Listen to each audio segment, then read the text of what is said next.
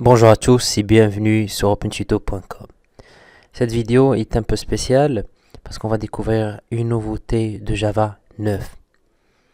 Java 9 a introduit une nouvelle manière de travailler avec Java. Il s'agit de JShell. JShell qui fournit un REPL, c'est-à-dire Read, Evaluate, Print and Loop. Nous avons déjà une vidéo sur le REPL de Python. C'est exactement la même chose qu'en Java. Donc R c'est read, donc le JShell va lire votre instruction Java. E c'est evaluate, il va évaluer votre expression. P c'est print, donc il va écrire le résultat de ce que vous avez écrit ou de ce que vous avez tapé dans le JShell. Et L c'est pour loop. Loop, c'est-à-dire il va boucler, donc il va attendre encore une fois que vous tapez quelque chose dans le JShell. Donc pour lancer cet outil, donc Windows R, CMT pour invite aux commandes, et vous tapez tout simplement JShell.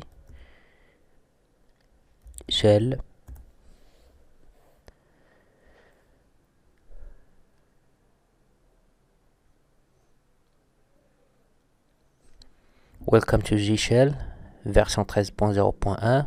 Par exemple, on commence avec un texte, medi, point length, et c'est ce que je demande au JShell, c'est de compter le nombre de caractères de medi. Il m'affiche 5 lettres. Et encore une fois, on peut faire par exemple 5 plus 9. Il m'affiche 14. Si vous avez bien remarqué, nous avons ici le dollar, ici, $1, $2. C'est qu'on peut utiliser $1 pour, par exemple, un autre calcul. Par exemple, je vais faire 9 fois $1, donc c'est 9 fois 5, qui est 45.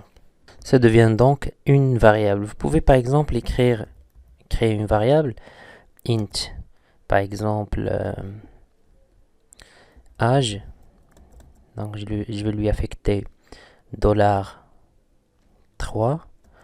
moins 15, ce qui correspond à mon âge. Donc je peux par la suite utiliser âge moins 15 moins 14, ce qui affiche 16.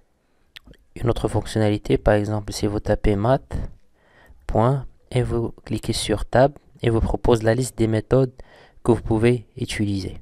Par exemple, je vais faire quoi? Je vais choisir log, encore une fois, tab, et voilà, vous avez log 10, et vous avez log 1p. Donc, je vais choisir 10, et je vais taper, par exemple, et je vais cliquer sur entrée.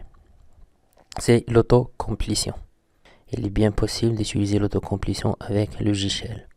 Si vous voulez réexécuter une commande précédente, vous pouvez utiliser les flèches vers le haut, vers le bas, et ainsi de suite. Voilà donc une petite présentation du JShell qui est disponible à partir de la version 9 de Java. Donc merci et à la prochaine vidéo. Bye bye.